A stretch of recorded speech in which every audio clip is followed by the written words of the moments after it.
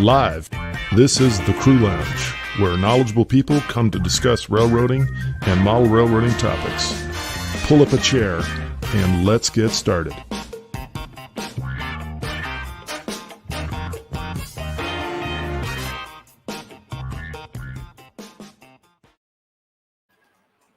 And I'm always really impressed with that music, I gotta say. Hello, everybody.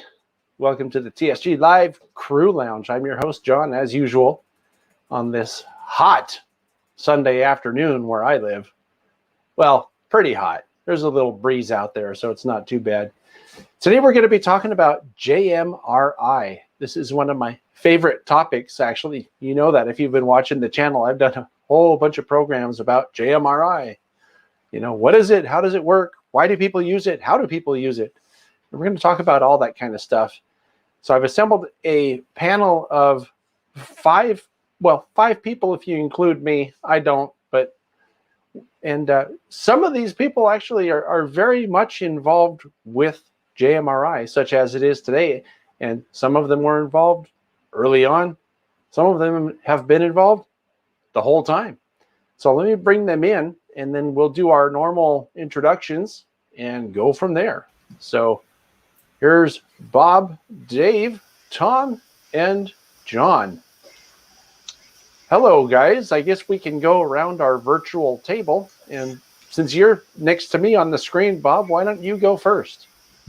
I'm Bob Jacobsen. I've been involved with this for about 20 years.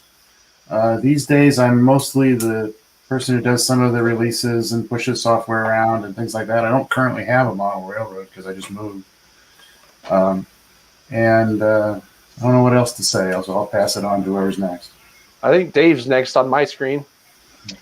Hey, John. I'm Dave Falkenburg. I am out here in San Jose, California. Yeah, and I am at the Silicon Valley Lines Model Railroad Club, which makes a lot of use of JMRI over the years and has been a test bed for kind of the bleeding edge features. Mm-hmm. And welcome back, I should say, too, because you've been on before. Yep. As has our next buddy, John. Welcome back, dude. How's it going? Hey, it's going well, thanks. Yeah, I'm John Wiley. I'm happy to join John and TSG again. I'm with the South Bay Historical Railroad Society in Santa Clara. We use JMRI across two of our layouts, not as extensively as SVL, but we're actually starting to grow on that. We're starting to do some new things with block detection panels and even remote camera cars. So it's fun. It's great. And Tom Blinn is our last person on the other side of the table from me, I suppose. And I first met Tom at the San Leandro Historical Railway Society. I always remember that San Leandro is a railway and South Bay is a railroad society. Tom, why don't you introduce yourself and tell the viewers what your interest or use in JMRI is? So I've been in model railroading since 1955. There's some people listening probably weren't even born then, but there was actually at that time model railroading. I have developed what I call the Livermore Valley line, live in Livermore, California. And up until now, I've had 7 different layouts. I was moving around the United States in a job I had. And so that was kind of good. It was kind of sad to tear it up, but you know, I could get new technology and be able to fix all the errors that I had. My interests are in JMRI, and I've helped a lot of people get started with that. And it's kind of tricky if you don't plan things well. If you plan things well, then things will then fall into place. So I help people out, and from JMRI's standpoint, and as far as size, I have a layout's 20 by 20, and I've got almost 100 turnouts. I've got 56 blocks, so it's rather large. I've got screens all over the place, and my objective now is to get completely into operations, and which is a lot that you can do with JMRI, and then get into signaling. So that's where I am. Very cool. So that's who we are, and we're going to talk kind of about, Java Model Railroad Interface. What is it? where did it come from? Why did it come from? Where it came from and such. So now, since you've been involved really from the start, right? Maybe you could talk kind of about the origins. And I know, Dave, you know about the origins of it too, because you've been working with JMRI in one way or another for quite a long time. Maybe you guys could give us kind of a background on this and, you know, how it started and that kind of thing. I think that the thing that people might find interesting is just the way that it's accumulated over time. Much like a model railroad club, people come and they bring their skills and they work on something, and sometimes they bring an idea. Sometimes that results in a little bit of dissension. Sometimes they bring in something they've already written, like you bring in your rolling stock. And over time, some of them drift away. And the net effect over many, many years is that you've built something. You don't get to take your rolling stock when you leave, because you leave your code behind, that can do all sorts of things. The original concept was really a framework for doing things, and lots of people have brought lots of pieces for programming decoders or running signals or using a phone as a throttle or making paperwork for operations. No single person knows all of how all it works. Believe me, nobody knows how it all works. I can actually verify that. When I did my Model Railroading 101 video that was about JMRI, we talked about, I believe it was 3 specific different parts of the program or suite of programs: Decoder Pro, Panel Pro, and Operations. And I actually had to find 3 different people to talk about those things, even in not, a whole lot of depth. But to me, the fact or the idea of how much different stuff JMRI can do, especially when you delve into it and learn about it, is astounding to me. And the fact that it doesn't cost anything is just, it's amazing. I think that back to, in my mind, I think, well, it must have been some computer guys hanging around going, well, we're into computers and computers are cool.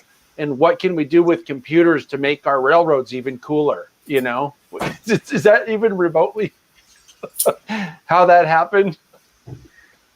I think it was more of we want something for the railroad, and this is the tools we know how to use. It's like when all you have is a hammer, everything looks like a nail. Right. And when what you know about is computers, other people might have used analog circuitry, or they might have used bits of string attached to things you can pull, or telephone switches. Switches. Yeah, it's a hobby that has a lot of ways to do things. But the rise of the internet made it possible for people to work together from all over the world. So that accumulation of things was possible. We have people. One of the core people working on signals right now is from the former Czechoslovakia. I've never met him. I don't know his last name. And he is maintaining a big chunk of code and moving it forward really well. That's interesting. So do you work kind of like a project manager, or do you work more like I collect all the stuff and put it into a package that can be uploaded to the jmri.org website? How does that work? It's a little bit like stone soup. People bring their vegetables and put them in the soup, and my job is to stir. But there's nothing that looks like project management. Nobody's going to call somebody up and say their stuff is late. Okay. Nobody's going to say next January, you know what you're going to be doing? And we don't do that. People do this because it's a hobby. And a model club might have somebody who's trying to make sure that the tracks actually meet like this instead of like that. But it's a very light project management, or the club will get into dissension. And the same is true for this organization.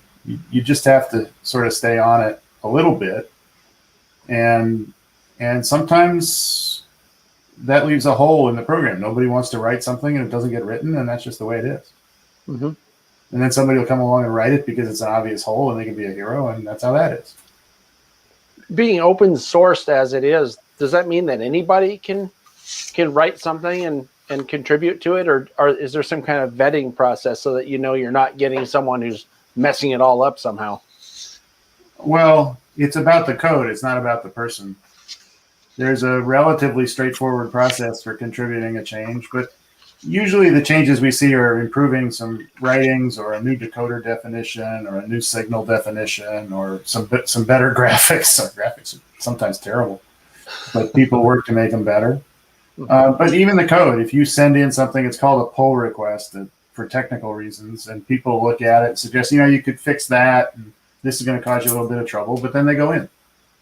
The only ones that don't go in are ones that are going to subtract something. And if you're adding something, it doesn't matter how good it is. Just add it. Put it and throw it in the toolkit. But if you feel very strongly that nobody should be allowed to do something and you want to enforce that in our code, this is not the project for you. Right. Well, I mean, not being a programmer myself, it's hard to wrap my brain around how that goes. Is anybody here? Sorry, go ahead, Dave. It's kind of like internet discussions, right? So, I mean, in COVID, we're all becoming very familiar with working with people far away. This might not have been, this kind of talk we're having here might have taken place in email in the last 2 decades. Maybe not live, because we have all this technology that's become popular now that people who have to work face-to-face can't work face-to-face. But yeah, it's people are people. They argue. Like I said, that the interesting thing is that you have JMRI being used at a lot of home layouts. You have a lot of people using it for their little projects. You have a lot of clubs who depend on it. And so what Bob said about taking something away or breaking something, when a new release comes out and something doesn't work, it's usually a club that says, hey, somebody broke this, or so-and-so did this and didn't test it, or Digitrax doesn't work anymore, or NCE doesn't work anymore, or CMRI doesn't work anymore.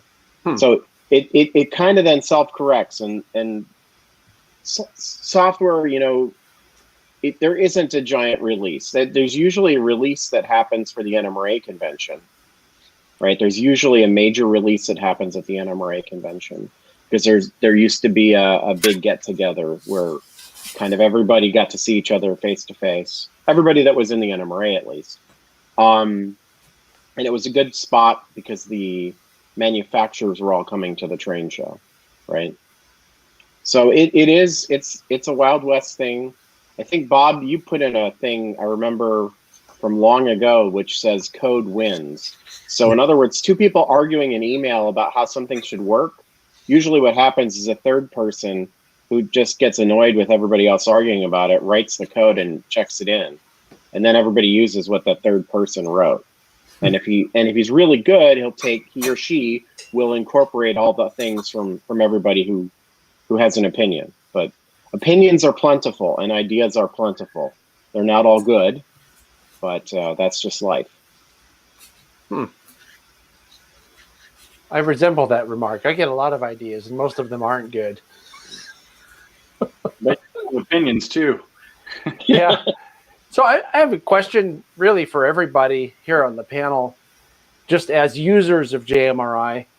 What's the most obscure thing, that it does that maybe you think other people haven't seen or don't know about, or something that you find very useful that maybe, you haven't heard other people talking about much?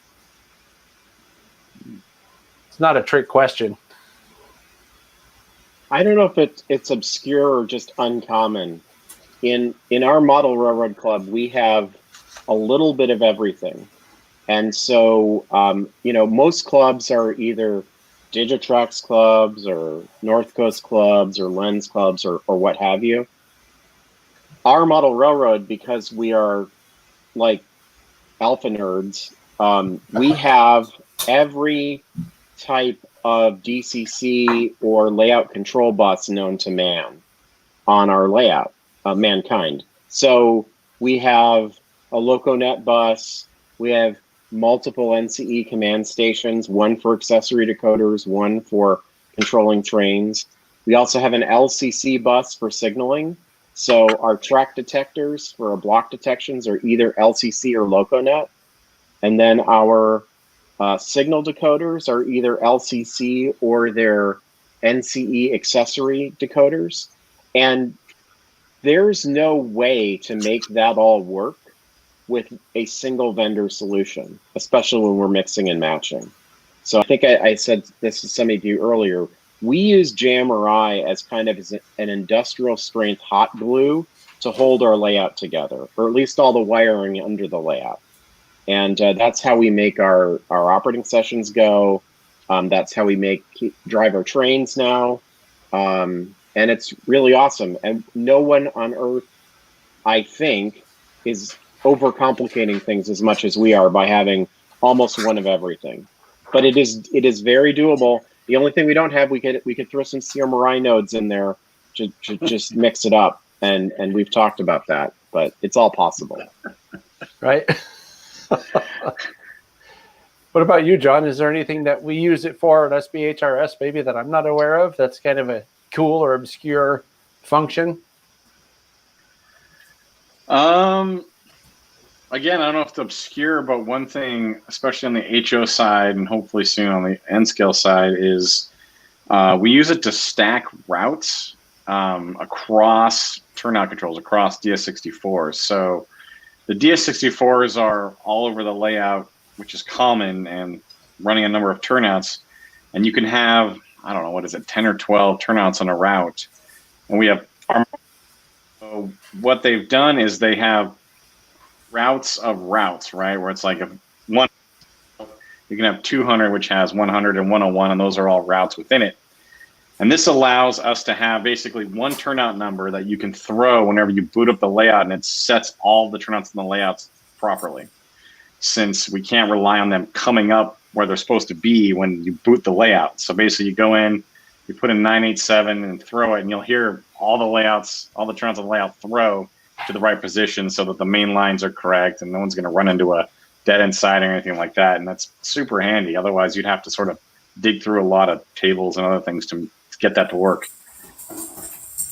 So you're normalizing the main line, I guess. Yeah, basically making sure everything is, lined straight. Yeah, cool. What about for you, Tom? What are your main things that you use JMRI for on your layout, whether it be at SLHRS or your Livermore lines?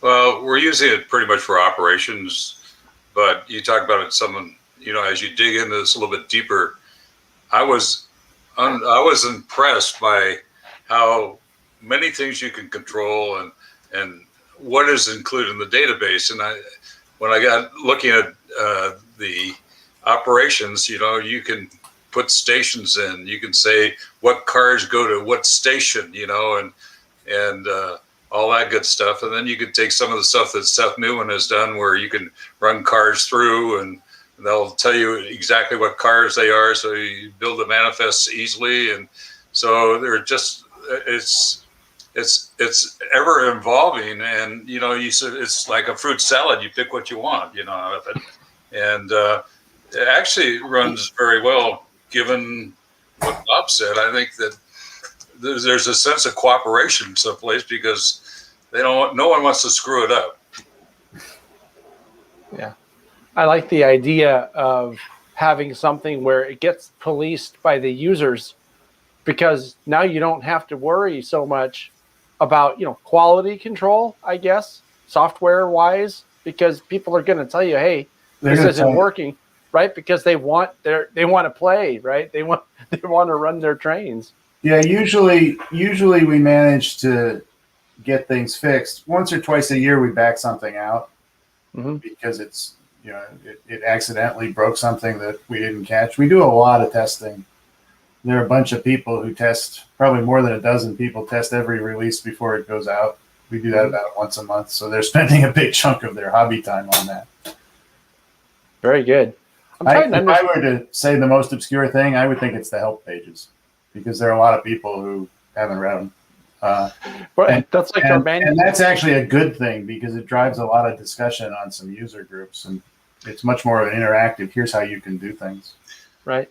So one thing that I've used it for, that if I didn't have JMRI, I would have a tough time, and that's I have a huge passenger yard with 7 tracks and 4 tracks leading into it on each end of it. It's a through train track situation, and there are 4 double slip switches involved, and there's no way that I couldn't find anybody who could figure out how to set the switches until we put the routes in. and the routes make it very enjoyable, and you don't have to remember all the other. You don't have to look down and see which way the switch is thrown. You just look at the number, throw the number in, and right. That has probably been the thing that people have liked the best. That's allowed automation to ease and improve things, which is good.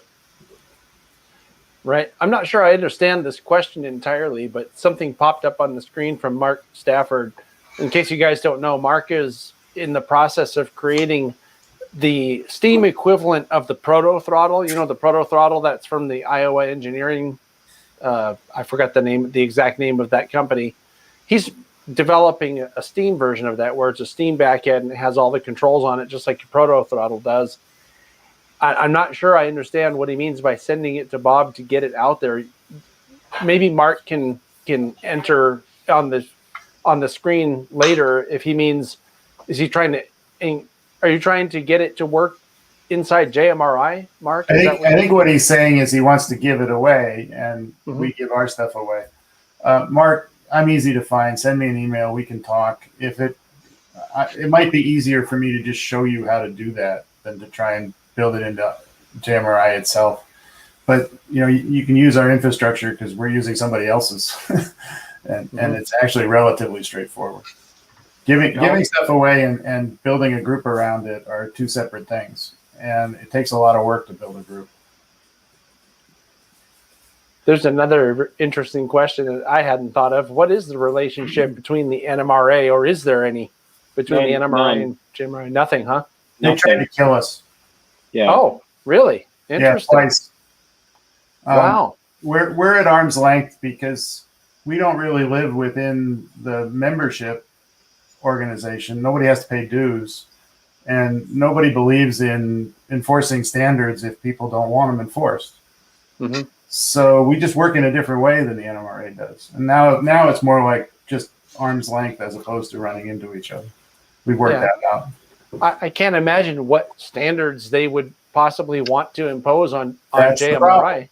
Yeah, because it's kind of abstract, isn't it? I mean, the NMRA is not a programming organization, so it's kind of like stay in your lane, right? Kind of. That's how I would think of it. There was a lot of mud in the water maybe 20 years ago around that, with vendors and lawsuits and ugly stuff like that, and that we're kind of past as a community of model railroaders. But suffice it to say, they overlap in that many people who use JMRI are also in the NMRA, but JMRI does not steer the NMRA, and the NMRA does not steer JMRI. Mm-hmm. Yeah, no, that makes sense. I mean, I suppose the closest they could come to that is saying, here are the standards for wiring your layout. But that doesn't really have anything to do with how... That doesn't have anything to do with JMRI, really. Right. Yeah, it's just how the signals get to places. This question that just came up about, are we concerned that it becomes eventually too heavyweight? I'm not concerned. But I know that there are a bunch of users who are concerned. And really, it's... So I teach at a large university. I teach at a university with 36,000 undergraduates, 6,000 classes. You can't take them all. You just have to make a smaller part and pay attention to that. And in some sense, JMRI is the same way. If you want to use operations, just use operations. If you want to use NCE, just use NCE. You don't have to care about all the other stuff. But this is model railroading. Some people do. There are rivet counters in every organization. And there are other software projects. They can work on them.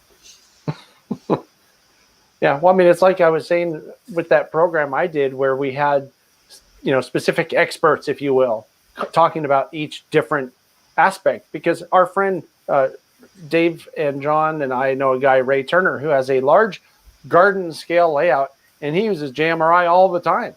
And a garden scale layout, like, what does he use that for? He uses it for operations.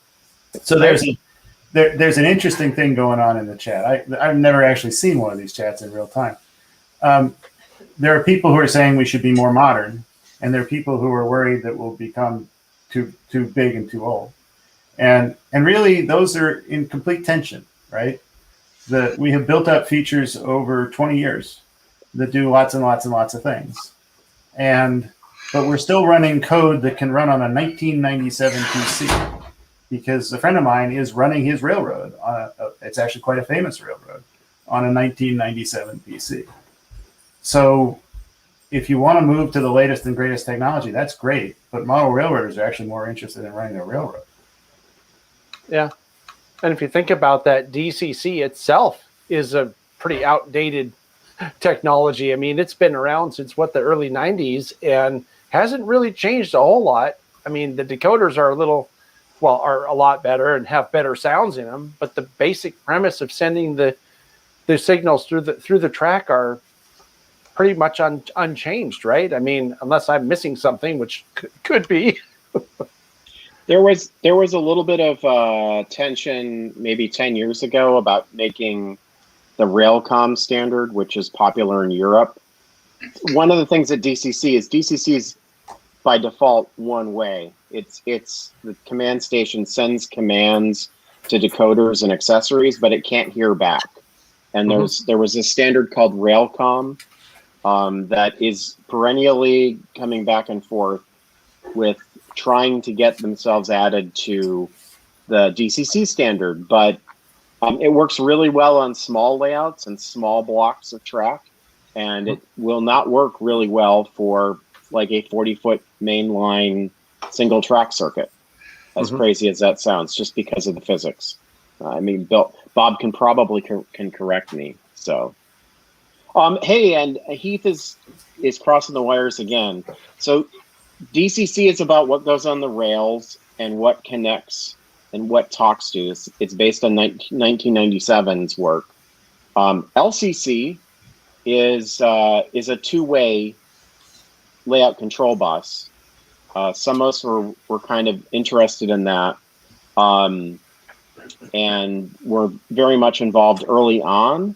But it's kind of it's just another vendor thing. And this is a case where I think the NMRA attempted to act like a vendor and drive things, and the NMRA was not staffed with a lot of technical folks that actually had a broad base in technology.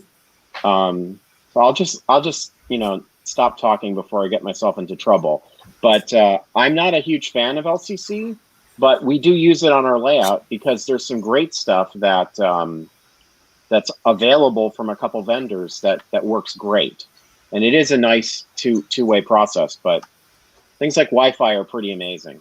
So, Dave, would you say it's a fair analogy, or it's fair to say that LCC is for everything outside of controlling trains and DCC is for controlling trains? Is that kind of the division, or are they basically trying to add LCC to run trains as well? That was an original thing. There was a lot of politics behind the scenes with when LCC was defined. It was a layout control bus for allowing you to take your layout and make it DCC system independent. Except a lot of the DCC manufacturers really liked giving you a solution that, if you had a Digitrax command station, buy these Digitrax accessory decoders, buy these Digitrax SE8s, buy these DS64s. If you have an NCE, buy this macro panel.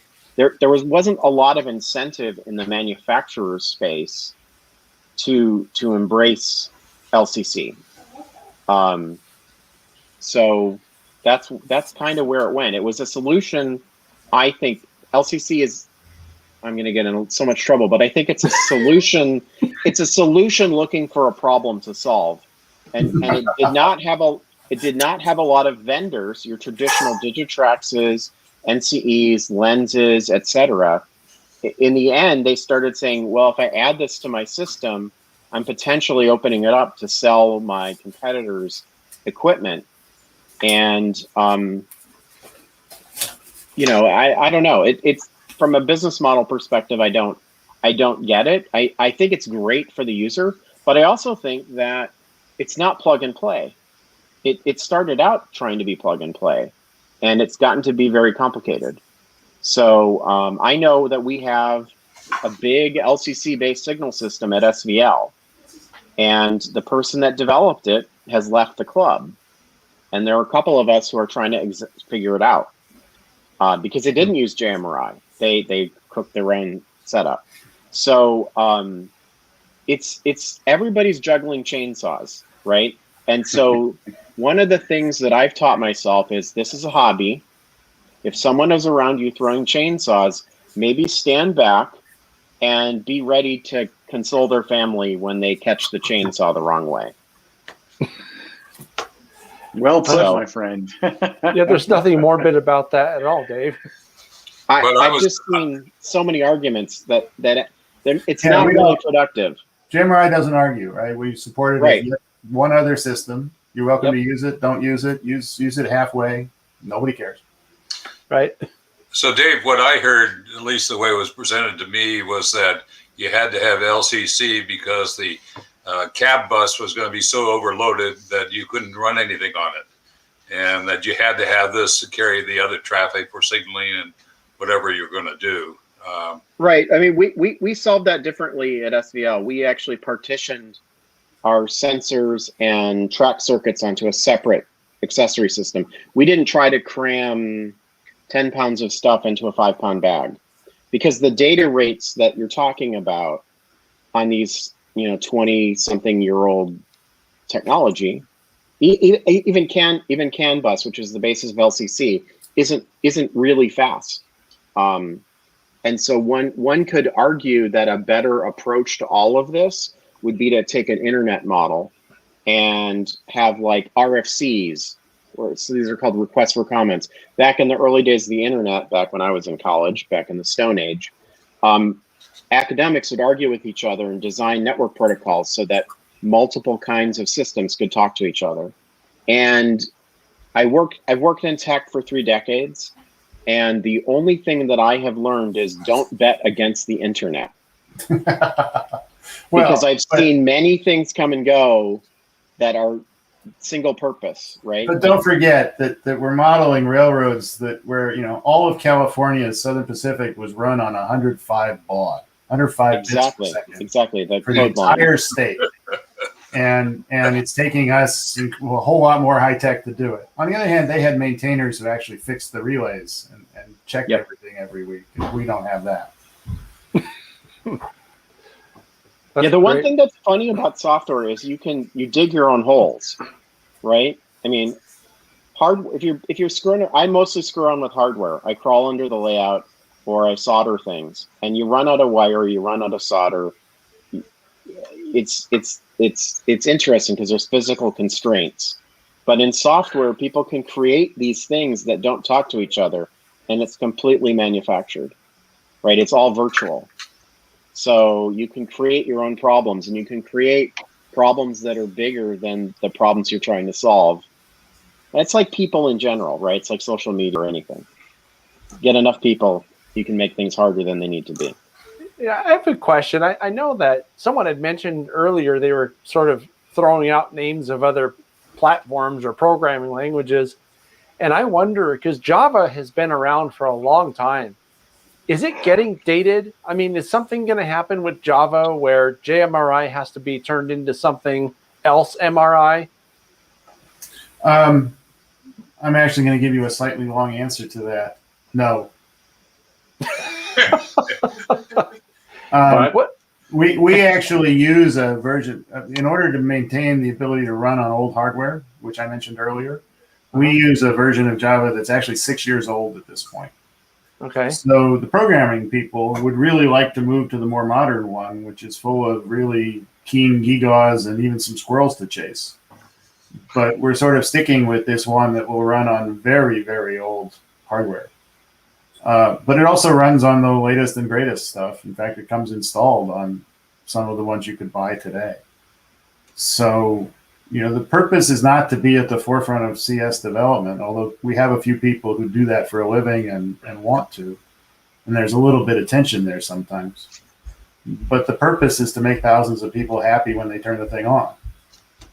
And, it's probably unfortunate that we put the J in the name, because it raises this question. If we'd called it another model railroad interface, nobody would care.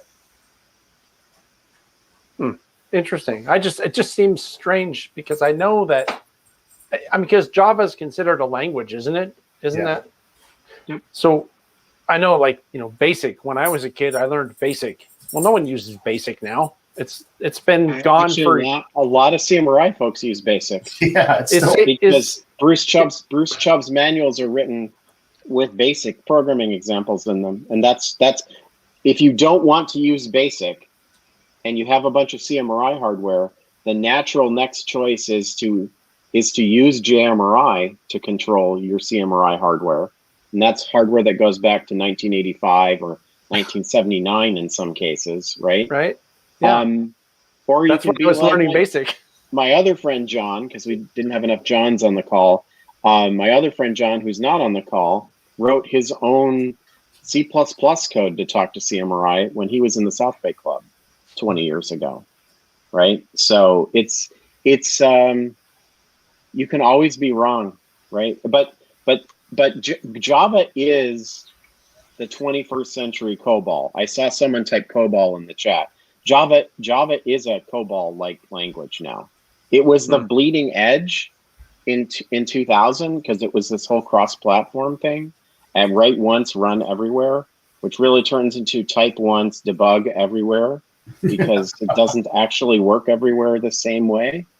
But I can go buy a $30-something Raspberry Pi. I can connect it to the internet. I can install the OpenJDK, which is an open source version of Java. And I have everything I need in that $35 Raspberry Pi to run JMRI. And that's actually what I do at home. I have a Raspberry Pi that I use for JMRI because it's better. It's easier for me to deal with than a Windows machine or a Mac machine, because I kind of don't have the desire to install other software on it, right? It's a purpose-built computer for my layout, which my layout is a lot less developed than my operating system partition on that Raspberry Pi. And they're both less developed than your beard probably by now, huh? Yeah. No, SVL gets most of my train time, and other people who are probably on this stream are laughing as they realize how little time I've been at SVL in the last couple of years. Well, I think most people haven't been down there just because of the pandemic. Well, not in the last 15 months, but right? Yeah. But I think your point is made, though, and it makes sense too. So one of the things that I've really enjoyed, and I'm going to try to dovetail this into a question for you guys or for the panel here.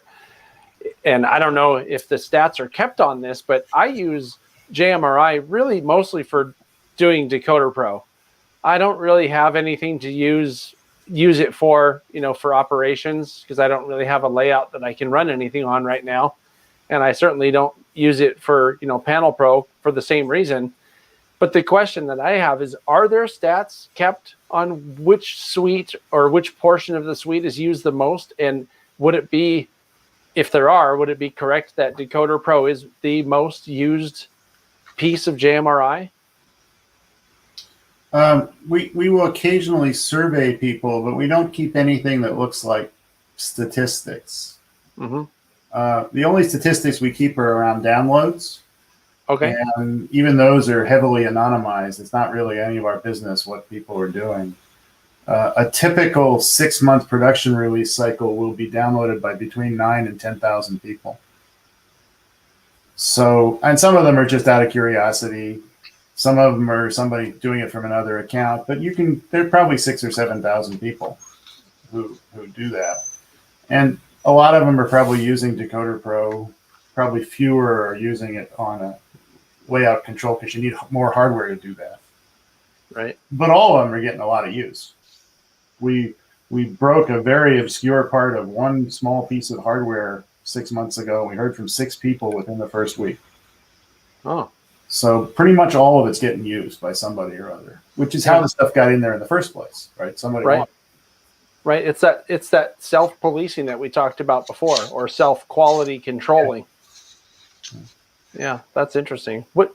How many updates have there been to JMRI? I know it's on a fairly advanced version now. And yeah, we're not good at the version numbering stuff. It's been about roughly every month for about 19 years. Oh, that's a lot of updates. Somebody can do a multiplication on that, but I think I can check it pretty quickly, but it's about 200. Yeah. But, we have an acknowledgement list. If you contribute code or an image or text or something, something that we're going to be distributing out to people, not just answering a question, but something we distribute out, we'll put your name on this list. There are over 300 names on it. Oh, that's cool. Do the decoder manufacturers get involved at all? Like, do they say, hey, we just came out with this new decoder. Here's some specs that you can use to add it to JMRI. Does anything like that? Some of them do. Yeah, some of them do. Some of them are really good about it. That's really cool. It's helpful to guys like me that's what I use it for mostly. So. Yeah, there are even some small companies that have contributed code in advance and said, please don't publish this until such and such a date because we're going to announce this product. And they wanted it to be ready to go on day one.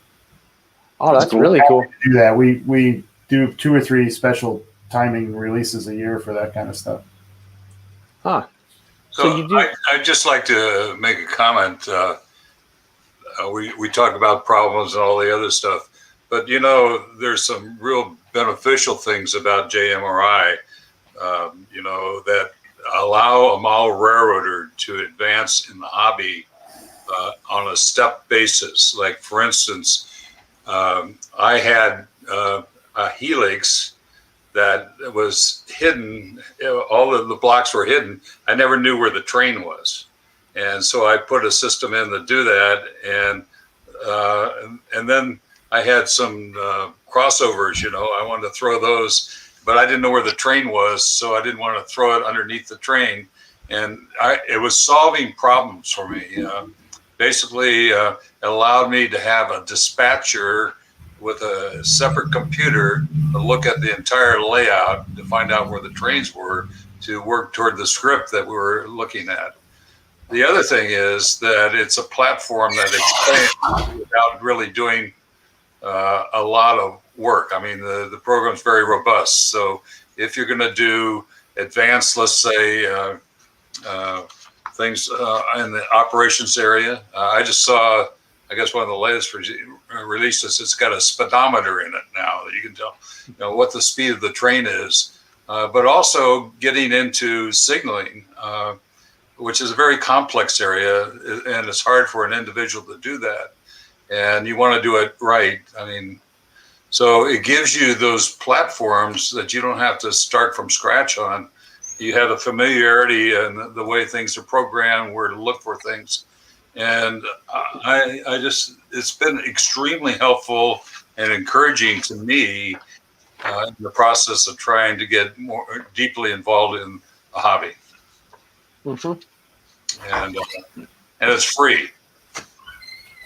Yeah, that's also very helpful. Was there ever a decision to be made where you decided, or the group of people who were contributing to JMRI decided, let's just keep this as a free thing? Because it could easily be monetized, I would think. I mean, people would pay for Decoder Pro alone, I imagine. I think I probably would, and I'm cheap, so you know what I mean? It gets people tell us we should do it all the time. And the answer is no, we're not going to do that. Right. Because, remember those 300 people? They all contributed on the basis that we didn't pay them. Right. They didn't get any money from that. It goes back to this stone soup thing. If you try to charge for stone soup, they're going to throw stones at you. And we don't gain from that. This is nobody's employment. This is a hobby. So do you refuse donations? No, we don't refuse donations. Okay. And there are costs associated with this. Yes. Yeah, we should talk about that, because I know that there is a place on the JMRI.org website where people can and should donate. And I think that's something that it's worth doing just to keep it going, right? I mean, I don't know that it'll stop if you don't donate, but it doesn't hurt to donate, especially when you have costs, right? Because you don't want to, I don't know. I just think of it like, what I do is a lot of donated time. I mean, you can think of JMRI like NMRAX, right? It's run on a shoestring. The hosting of all the source code is in GitHub on a free. I think it's on a free plan. I haven't paid attention in many years, but there's not like a seminar. There's nobody putting analytics in JMRI to scrape the user information and resell that to Walthers and Athearn to tell you what engines to sell you, right? There's none of that. This is just a bunch of folks who happen to be nerdy playing with computers and model railroaders. And because there's some overlap there. Yeah, this is one of the comment that just popped up on the screen is one of the experts I got to talk about. I forgot what it's called. There's some word for it, like roots, or what's it called when you were talking about it, John, where you hit the one button and they all line up the way you want them to. Routes. Is routes. it? Yes, okay, well, routes. Routes is another way to pronounce the same word. It could be roots depending on where you're from. If you're from Canada, it's different. I think Murph called them roots, so but I don't remember. But yeah, it's the Midwest vowel shift you have to watch out for. Right, exactly. Roots, routes, ruts. Ruts. Is that like a rough or a roof? Cricks and cricks and creeks. So I have a question for Bob. Does somebody carry a big life insurance policy on you so that you stay healthy? I hope not. Against cars hitting you and that kind of stuff? Or? So the project has no secrets. There are people who know how to do everything that I do. Okay. The passwords for all of the web servers and things like that are distributed across a bunch of people. There are two people, one in Great Britain and one in Germany, who occasionally build releases just to make sure that they know how to do it and they have all the keys to what they need to do. But the whole purpose of this is to not have it centered on anybody. Mm-hmm. And it takes a little bit of extra effort sometimes, because sometimes people want that to happen. They want to grab some piece of it and make it their own. And you want to let them work on it, but you can't let them lock people out. Yeah. But it's a real important part of the credibility of JMRI and why people can invest time and effort and money into it, to know that that's the way it's set up, and not somebody sitting in a dark room writing code. If all else fails, you can download it and use it yourself. I mean, you can get everything it takes, including 6 pages of instructions, to build it from scratch for yourself. So even if a giant asteroid takes out part of the United States, you can still run your model railroad. That's really important. Yeah, that's really important too. We're keeping the priorities straight that way. That's right. Absolutely right. No, I really kind of admire the whole concept, because I've kind of dedicated my own life for the past 10 or 15 years to expanding and trying to promote a hobby that I think is a great hobby. And I see what you do with JMRI as really the same thing. So it really speaks to me. I like that whole idea of making it accessible and making it widely available to really anybody who wants it. That's it's kind of like what YouTube does, right? With our videos, we make them available to whoever wants to watch them, and if they don't want to pay, no one has to pay to watch the videos. So, in a way, it's kind of the same idea. Maybe a goofy metaphor, but I think the point is made. Yeah. I see, Dave, you're shaking your head. You agree with it? It's a goofy metaphor from a goofy person. What can I say? I'm just trying to read the question below. Is I don't anyone understand working on a JMRI app? I mean, JMRI is a bunch of it's. I think Bernard said earlier, it's a Swiss Army knife. It has some icons that launch different parts of it for Decoder Pro and Panel Pro and Sound Pro and Operations Pro and all that. But it's all one big ball of mud in terms of the code. It's a giant library that talks to everything. So there's the 300 or so contributors who write code for it. I don't know of anybody who's creating an app for the app stores of various flavors for JMRI. So I'm trying to figure out what purpose that would serve. I mean, Java just runs on whatever it runs on. You don't really need an app. Well, I think if you think about it, like YThrottle and Engine Driver are apps that talk to JMRI. Right. They don't include all of JMRI in them. And like the websites that we've built at SVL are HTML websites that talk to JMRI over WebSockets, right? So there really aren't apps, but they are like web things. So I don't know. It's not like an app thing. It's just, it is what it is. It's the hot glue, chainsaw, Swiss Army knife. Right. It's really almost like a hub where people can dial in to do the things that they want to do. You want to look at it that way. Sounds like Tom's answering machine is getting that call. It sounds very important. They heard you. The FBI heard you were talking about JMRI, and they want to come after you now. Like, hey, they got that Bob probably Jacobsen being recorded somewhere. I mean, we can extend that metaphor actually to answer this next question. Is that people do want to run automated trains. I know some people like to run them themselves, but you might have only one person and wants to run 3 trains, or you might want it to run for your grandkids. So people have contributed at least 5 different ways to run automated trains to JMRI. It turns out that there are about 30 different ways that people want to run automated trains. So there's some people who are very unhappy. But there are ones where you can just set up schedules and the trains are run, for the next 7 minutes, run until you get to this station and stop. And there are others where you have to set up complicated signals and they'll follow the signals. And you can just sit there as a dispatcher and watch your trains run. There's another system which is very popular in Europe, which is based on the idea of a timetable. And you set up the timetable and it figures out how to run the trains without hitting each other. And sometimes they go head to head with each other and sit there because that's what you put in the timetable. So there are lots of ways to do this. Unfortunately, it turns out that a lot of model railroaders find it hard to invest the time to sort that all out. And it looks very complicated. But so is a lot of model railroading, right? Deciding on the prototype you want, deciding how realistic you want it to be. Sometimes you just have to pick.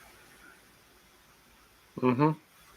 The other thing, another thing is that JMRI itself is free.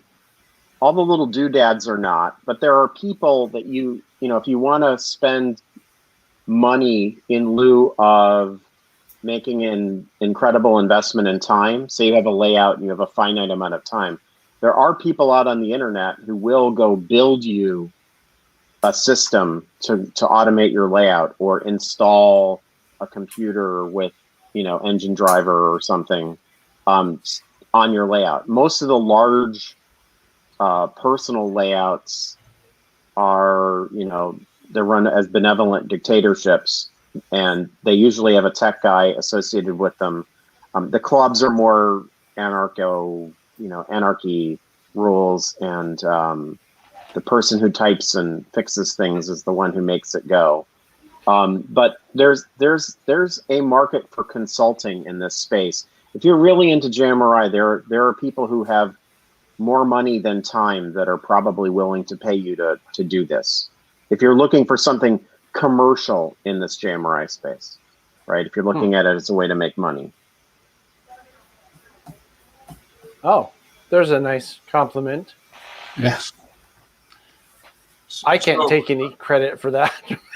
So, Bob, is there a line that you don't cross, and that's getting into all the protocols involved in the controllers, the throttles, and so on like that? I know that there's one built into it, but the problem you get into is like it's, at least I haven't gotten into slowing the train down at a station, holding it for a period of time, and because it requires some integration into the NCE system that I have, or is there something? there's a system that's actually developed in your part of the world called Warrants, which is part of it. Yes. It was developed to run the staging yards at Dave Park's large layout. Yeah. And it basically can do that. It needs to have sensors installed in the layout so it knows when it's reached the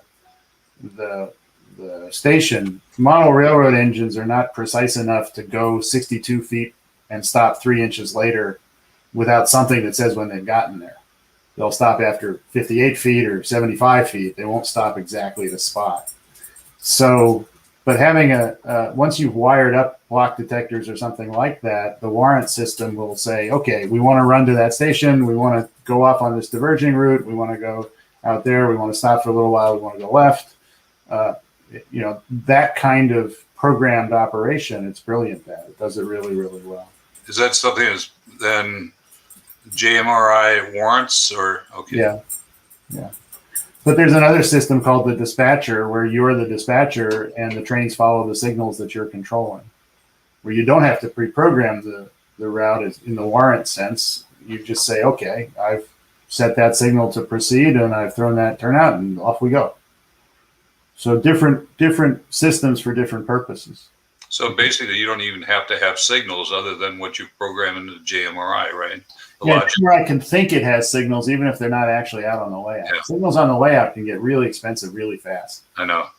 But the computer doesn't care. It just says, okay, set that one green. And if it's not there, it doesn't care. It just sends a signal, and whether it's there or not, doesn't know, right? So a lot of people develop this on a glass screen. There's a guy in Pennsylvania who actually his layout is run with pictures taken from eye level of the layout to show where all the signal bridges are that have animated lights appearing on that view on an iPad. So the engineer is looking, at what would be the view from the front of the train as you go from signal to signal with the appropriate images there. And it works for him, and he hasn't had to pay to install those very expensive Pennsylvania Railroad signals with all the lights, because they use a huge number of lights. So there are lots of ways to skin this cat. Oh, good. I wasn't aware of that, but that's great to hear. Yeah, I have a question about the nuts and bolts, because I'm not even sure as much as I've talked to Dave about this, I still not sure I understand how Decoder Pro. Sorry, it's a decoder because that's what I use mostly. How does it work? I mean, very well, thank you. Yes, it does work well. Although I have noticed that some decoders I do have trouble. Like they don't play nice with it, and I don't know why that is. It may be some proprietary stuff that they're doing intentionally to not let it play well with them. But is it just a matter of like sending signals into it, and somehow it understands what the decoder is saying back? So it's like, oh, this is the horn CV, or oh, this is the prime mover CV, and I don't quite understand. Get this one? Yeah, well, I'll probably won't understand it again. Really, at a very high level, right? Decoders are all things that listen to commands that come over the rails, right? And then they have these settings inside of them called CVs, which is configuration variables. Mm-hmm. So it might be that the volume of the horn, what type of horn to play, whether or not fireman Fred should shovel every 15 minutes when the engine is off. What Decoder Pro tries to do, and as far as what's going on the wire, on the track, those things are just bytes that are getting sent down the rails, right? So when you turn on a function or you turn off a function, that's just a kind of packet that gets sent down the DCC.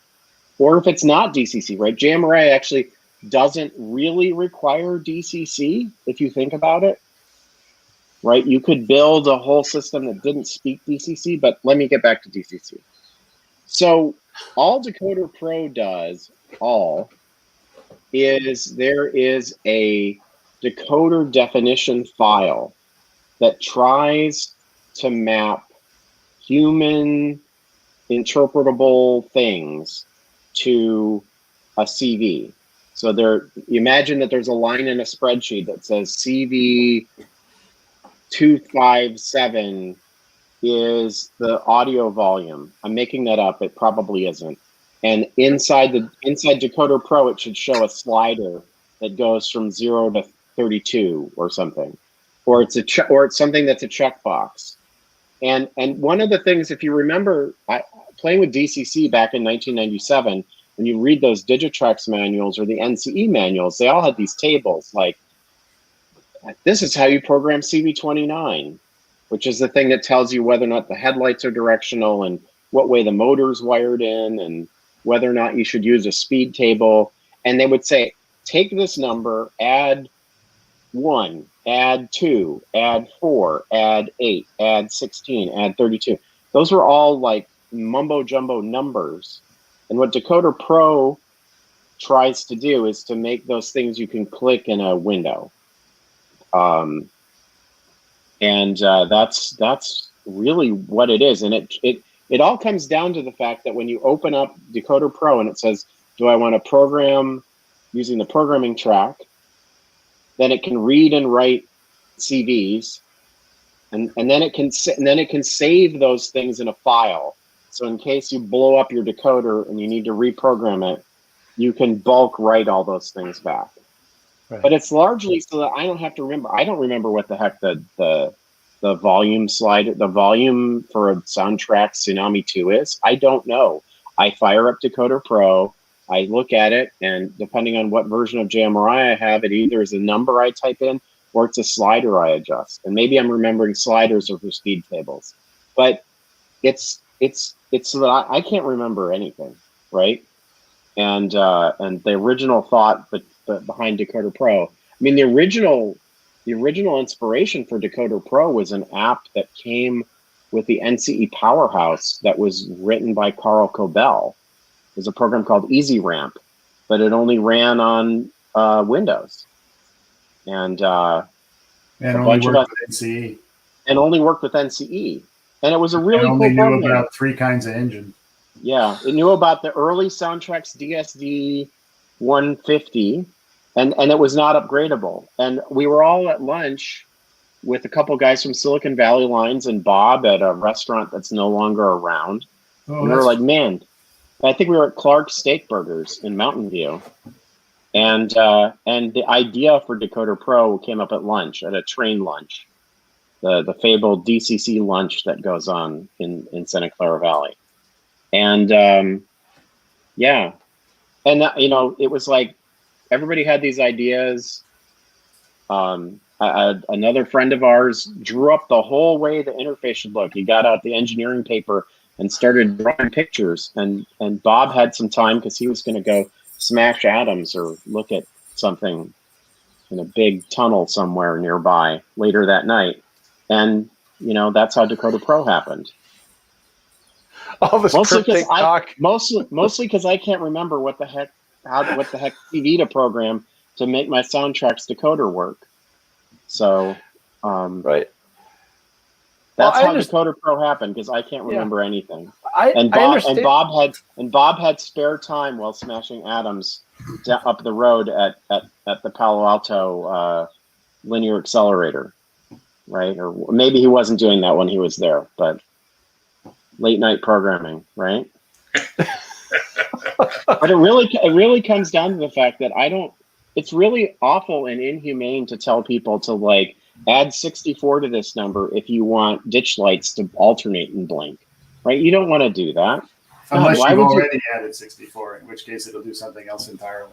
Right, exactly, because then it'll move to the next bit. But it's like, I mean, all this is incomprehensible to all you non-programmers, but we actually care, and we don't.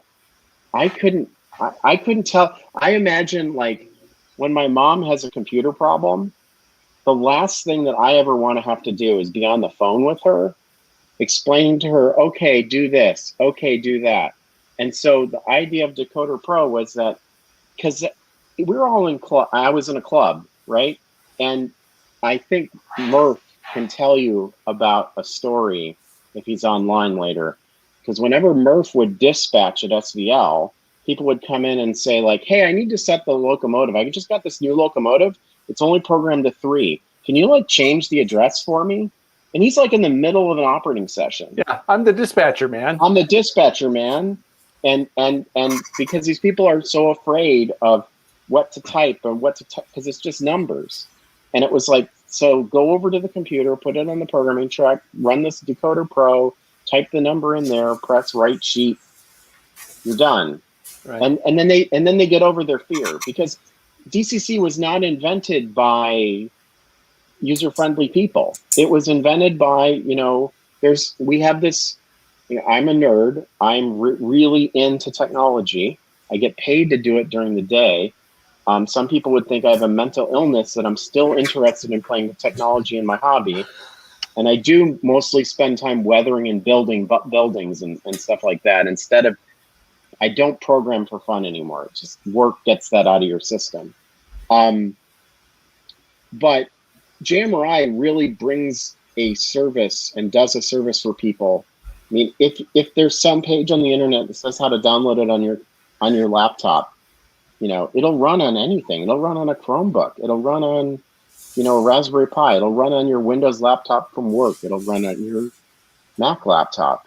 It really is great. And the whole idea is to kind of demystify all this stuff, so you're not remembering whether or not it's 127 or 128 or 592 or whatever. I seem to recall talking to someone years ago who was very much into Digitrax as a system. And he was trying to explain some hexadecimal or something like that, and how to figure out what number, like what you're talking about. That's all in the manuals, right? That's what 1997 DCC was all about.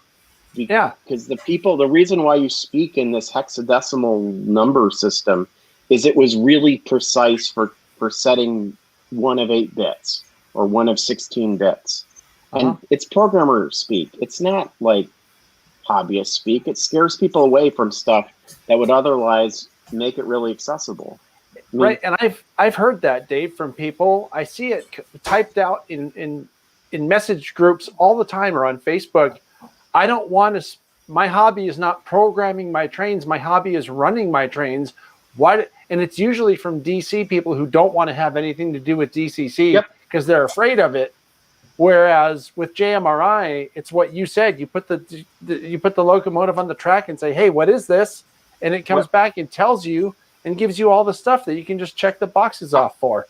What I know is that a big layout, a club layout, if you're going to run multiple trains, there's nothing like DCC, right? And if you hand your phone to your 6-year-old and tell them go run this train, they know how to do it, right? Y throttle or engine driver. We have kids that come to our open houses, and they wouldn't understand. Like, could you imagine cab control? Could you imagine, make sure you set the wrist. Oh, you're not on cab C. Oh, you need to be on cab C. Oh, you overran block authority. That's why your engine isn't responding to you. It's in that block set to cab B, and cab B is owned by that guy. So DCC, I think for a small one-person layout, DC is great. I'm an N-scale guy. I have a shelf layout that I run one engine on, and I could go DCC, except I spent a lot of money on an engine with a sound decoder, and I want to be able to honk the horn, which means that I use my power cab to do that. Even though there's no reason I need DCC, I'm not going to run 2 trains at once on a 2-track switching layout, right? With 5 switches on it, with only one engine. However, I have this little tiny N-scale Atlas S2, and it has a bell and a horn and an engine, and I really enjoy honking the horn. And, having the engine rev up and down, because that's why I'm into trains. That's why a lot of us are into trains. Sound decoders and DCC are a drug. And the second you get one, you stop running any engine that doesn't have sound. I don't know. I guess I'm off on a tangent. But the way Decoder Pro works is it tries to take and hide all those magical mumbo-jumbo numbers from you. And it's trying to read and write stuff to the train, and it's a lot better than it would have been. It's a universal translator. It lets you do things in English or whatever language you need versus code and hex. Yeah, and it does a good job because, like I said before, when I learned about JMRI and Decoder Pro, I was like, "Where has this been all my life?" So I know go ahead, Bob. But this doesn't make everybody happy. Just like I want to run that SP reefer, and the fact that it's got the wrong number of rivets on the door doesn't bother me. There are people who sort of revel in the complexity of the thing, and all I can say to them is, why don't you join us in programming it? Well, right. Help us make it simpler. Mm-hmm. Yeah, I mean, more complicated. Whatever you want to do. Well, it's like I was saying before, it really does expand the hobby and make this whole DCC thing more accessible.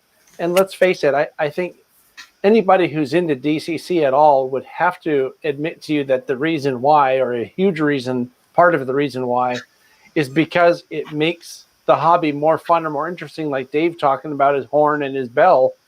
It's more fun to run stuff that actually makes noise and does what the prototype does. But it's also more important to be able to turn the volume down when your wife or your son's doing his physics homework and it's bothering him because he's like hearing that you're running a train, and that's way more interesting than high school physics sometimes. I know Bob's crushed, but trains are sometimes more interesting than physics, and certainly more interesting than French class. I hopefully have only offended people I could offend. But having to turn down the volume, I don't remember. Like, I'm going to some kids can text really fast with their thumbs. I'm not that way on a power cab, right? I can't remember which CV I hit on the power cab to turn the volume down. And so, but I can go pull up my iPad and go to a web page and do the CV thing to ramp it down and turn the damn volume down so that I don't get yelled at, because that's the other thing I'm good at, getting yelled at. Right. I like that you don't have to remember anything with JMRI. I don't have to remember that the volume is CV 12 or whatever, right? So yeah, that is helpful, because who walks around with a manual in their pocket? Say you got 10 engines. No, Bob will tell you there are people who do, and they carry the manual around so they can correct you. And right. And they do it they do it virtually on the internet too, because you'll make some generalization and someone will correct you and say, well, actually, that's not correct. And you'll say, okay. Yeah, and whatever you say. And you go weather a boxcar instead of, playing. Please direct all hate mail for Dave too. John at TSG. No. I-don't-care.com. Oh no, but I've actually found a way around people like that, Dave. It's to speak in terms that are general enough to be true, but don't have to be specific. So if something happened on July 1st of 1942 at 3 p.m., you could say it happened in 1942, and you're still right. Yes, the mansplaining is a big faction of the model railroading hobby, as they would say. Yeah. It's not a good one, but that's there's one would argue there's too much of that in most cases. So Sydney was saying something, and I think she has a point, Dave. That's their way of enjoying the hobby, by ruining it for other people. I think we all know someone like that too. There are multiple people like that. Yeah, my favorite is the person who would like to tell you that you can't run something on your layout because it doesn't comport with what they think it should be. Yeah, but you can win by accretion, right? If you can find a way to make all of those people happy with their own particular thing, then you've won. It's the ones who want to tell you what to do, that's much harder. But the ones who just want to do it their way, figuring out a way to make, so you can do it your way, and you can do it your way, and you can do it your way. And we don't have to argue about how to do it, because you can all do it the way you want to. That takes a really long time, right? It took a decade for this project to reach the point where it could do that. Mm-hmm. But once it does, you start to win, because people can bring in little pieces.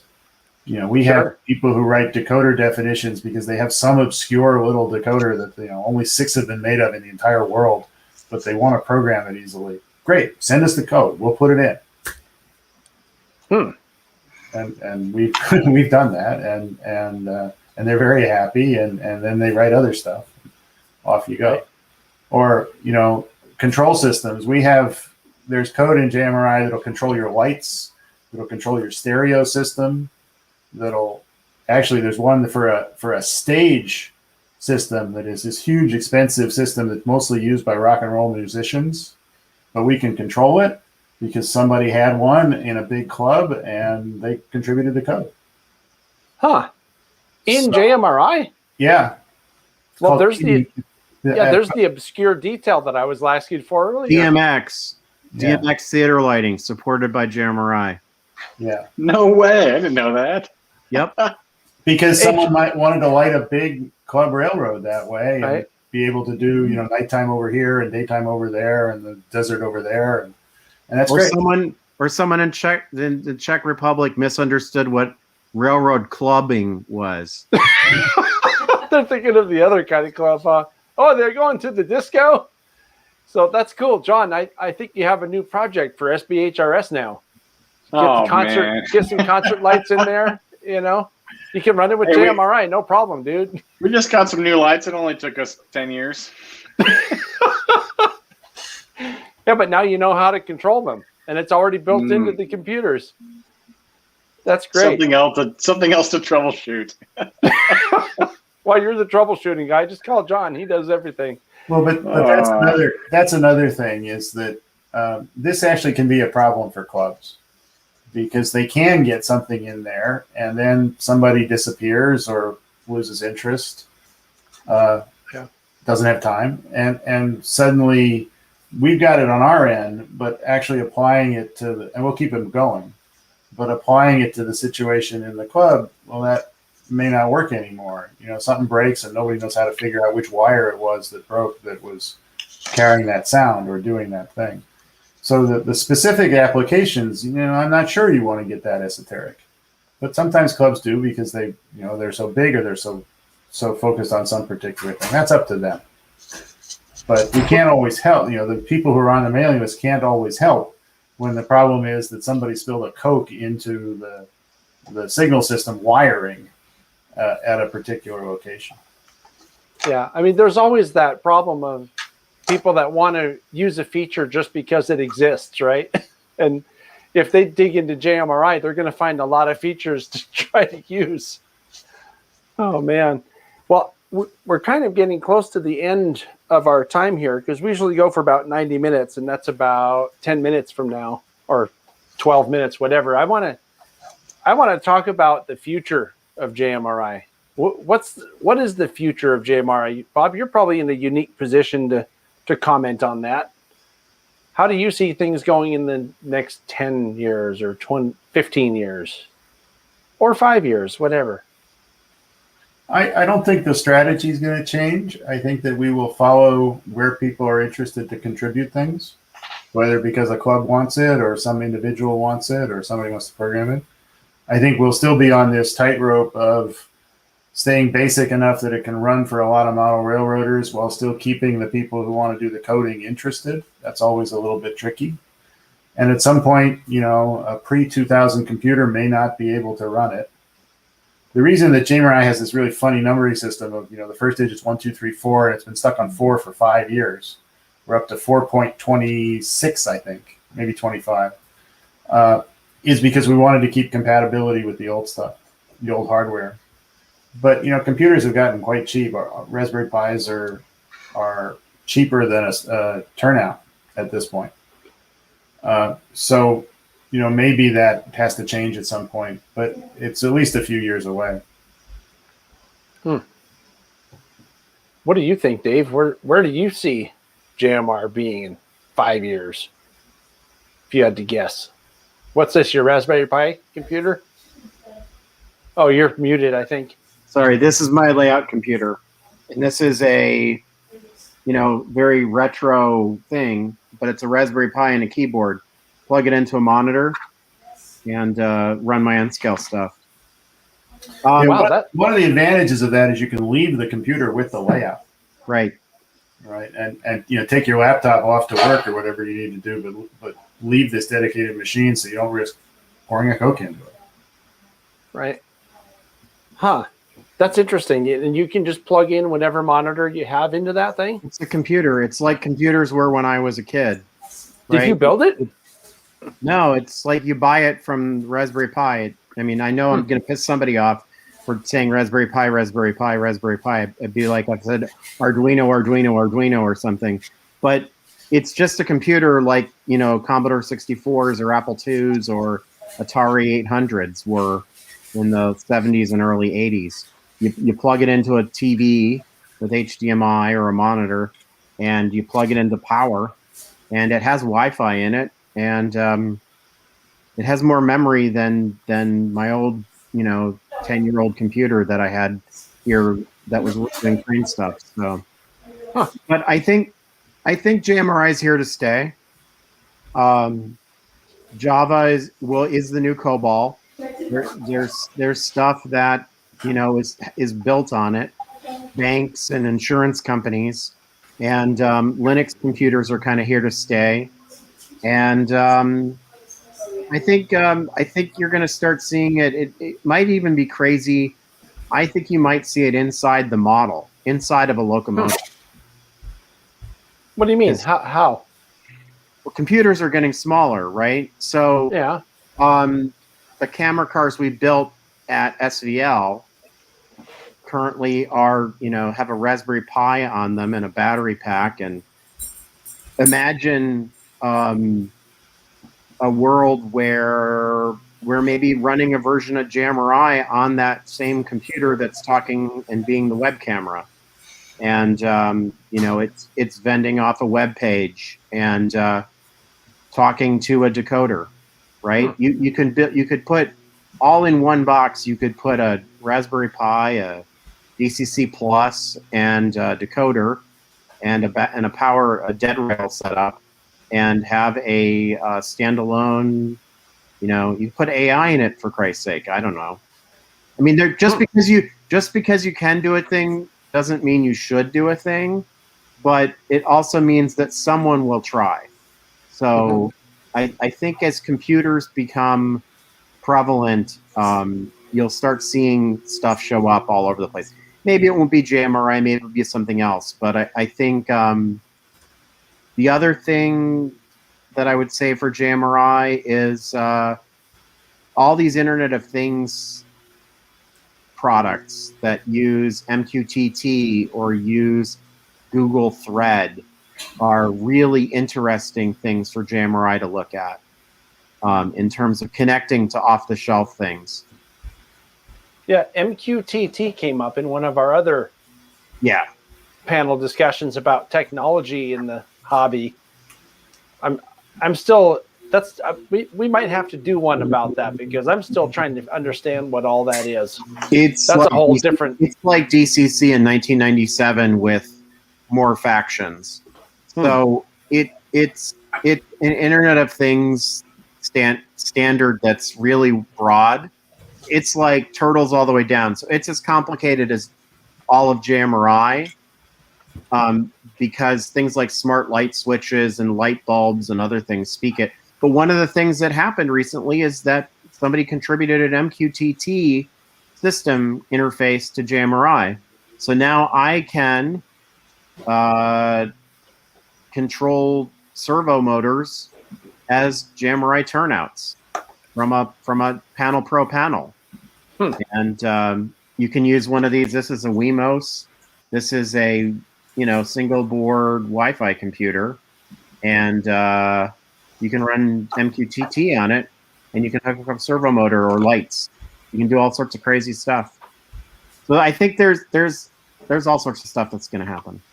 So you're saying though that JMRI has integrated that MQTT thing also, so that you can run. Wow. Gert and there's an NMRA clinic that just was posted. So there's tons of folks who are playing with it, and I think Bob can tell you. I was kind of following along, and then there's There's all sorts of crazy stuff going on. There's people doing all sorts of crazy things with it. And because it's an internet thing, there's a bunch of different ways of doing things. So there's flexibility to do that. There's a question for you, Dave. I don't know if there's like Siri, Alexa, and Hey Google. I just lit everybody else's item off. All can control trains, but it's not very practical.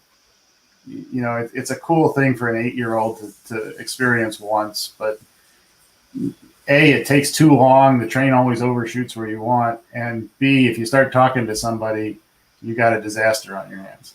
Oh, right. It starts picking up your conversation. That happens when I'm trying to dial people in the phone and I'm trying to use Siri and there's a conversation in the back seat or something. And it has no idea what I said because it heard the other people talking. Oh, that's great. Well, it would be cool. I just have a comment as far as, you know, what might be in the future. One of the things I really appreciated was Sprague, from the standpoint that it was a user interface that was really nice, and especially working with sound engines and decoders, that I see that, you know, different parts of JMRI will probably, people will get frustrated and say, okay, there's a better way of doing it, and I could see improvements coming in those particular areas. I mean, the thing is for JMRI, for me, it was something I did once to set it up, you know, and then I could forget it. But now I'm going back and, you know, it's been like 3 years and I got to remember what I remembered, you know, the type thing. And having those type of interfaces, I think, are just fantastic. I see a question in the chat over here from Fred Wild about using, that one. People are very much doing this right now. Especially with COVID, people have set up not only computers throughout a house, but computers across the internet where someone can dispatch the railroad in Texas and the railroads in New Jersey. Dave Abelese is a guy on Facebook, has a railroad where they do a lot of that. I know SVL, Dave's Club, set that up as well, where they'd have 1 or 2 people that were sort of COVID safe with each other at the layout in case anything happened, but everyone else was running trains and dispatching from their basements or their living rooms. Yeah, Murph. I'm pretty sure that Bernard will have a pull request for the JMRI web throttle because he recently added train cam functionality to it, and it's the JMRI web throttle, so you can kind of look out the front of your train. It's very cool. Yeah, really? I've used it. That's awesome.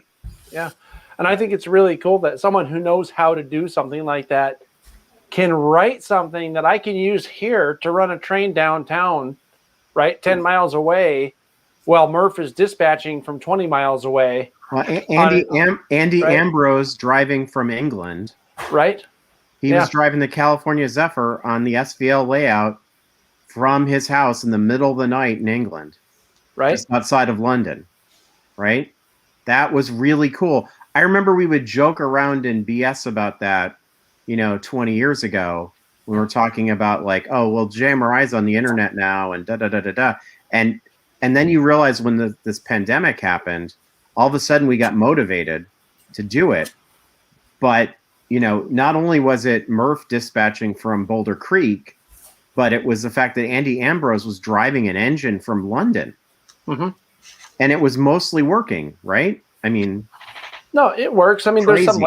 there's some latency in the signal because it has to go across the world. But just like a real train. It's momentum, man. Yeah, but you can see what you're going to hit when it's happening in real life. But I mean, it is cool, though, because I think about what it must have been like 20 years ago, sitting in Clark's and thinking, oh, wouldn't it be cool if we could make something that would do this? And how many of those things now, 20 years later, have happened because of this crazy idea that a few guys had at Clark's 20 years ago. Or crazy virus. Right. I mean, we started doing remote ops at SVL because after about 5 months of kind of having our little meets or Zooms or Google Meets or whatever, we kind of got tired of just sitting there talking. Mm-hmm. And then somebody decided to set up a webcam at their home layout, and then we had a bull session where we did an operating session remotely, and then we were like, I wonder if this would work at the club. And then we got the county guidance that said we could have a couple people down at the club, and then it kind of builds up, right? JMRI starts out as a way for Bob to control his CMRI stuff without having to run Quick Basic, and now later it's a way that we can not be stir crazy at home during a pandemic. I mean, Right. We're very lucky where we are now, right? Things are really loosening up, but we have now picked up members in Colorado and London and Mexico. Those guys are going to be remote for a lot of the time, and all the stuff that we did for COVID, we're going to keep doing. Yeah. And the technology that we built to do that, maybe our fervor around it when everybody isn't using it will fade, but it's that the technology has been there for about 10 years. Right. Yeah. But the motivating factor was COVID and being stir crazy. Yeah. I think that there's something to be said for all this virtual stuff, and without getting onto a completely different tangent, there's going to be a lot of virtual stuff that continues to happen just due to people's inability to get around for other reasons, whether it be that they have mobility issues or whatever, and being able to use technology like JMRI to include those people, I think is a really, really good thing.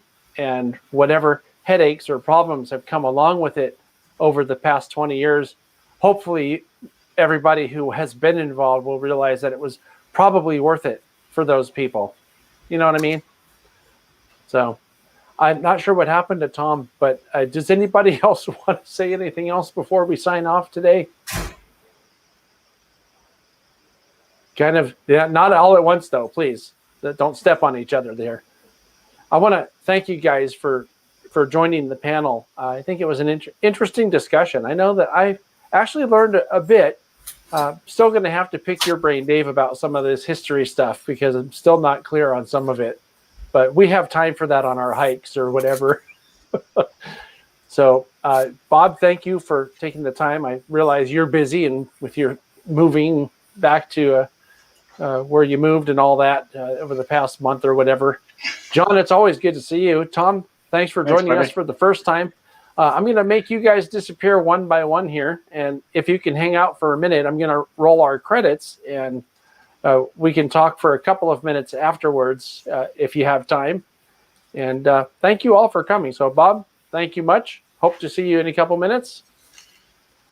Dave, thanks again. It's always good to have you on, right? It's always good to have you on. I'll talk to you soon. Sorry, Bob, I added you. I hit the wrong button. I need JMRI for this. Let's try that again. Dave, you're going away this time. I have the button in the right place.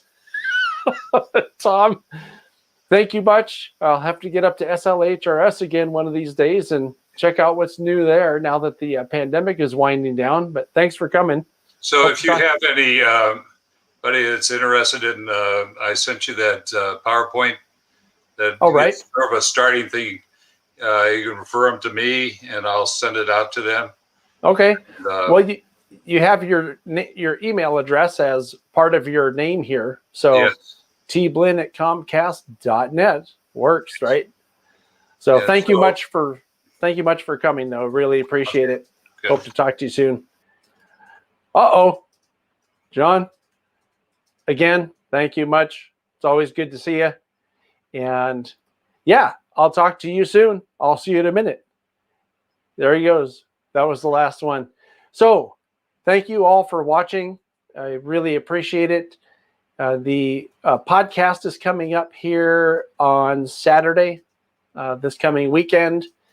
And I have a lot of information in that podcast where I'll be updating you on a bunch of the stuff that I've been doing, because since COVID ended, or at least for us here when we got vaccinated, we're able to get out and do stuff now. And some of that stuff I'll be updating you all on. So thank you much for watching.